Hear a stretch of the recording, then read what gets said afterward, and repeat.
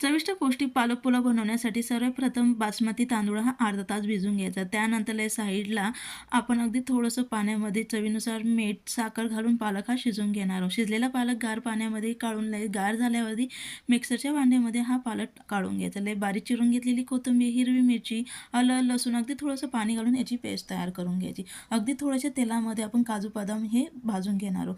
म्हणजे तेलामध्ये मी त्यांना तळून घेतले. लगेच आपण खडे मसाले देखील तेलामध्ये अगदी छान परतून झाल्यानंतर ब्राऊन कलर येईपर्यंत कांदा देखील आपण परतून घेतलाय. लगेचच त्यामध्ये पुलाव मसाला आणि अगदी थोडीशी धनेपूड घालून त्याला परतल्यानंतर लगेच आपण तयार करून घेतलेली पालकची पेस्ट आणि चवीनुसार मीठ घालून त्याला देखील आपण परतून घेतले.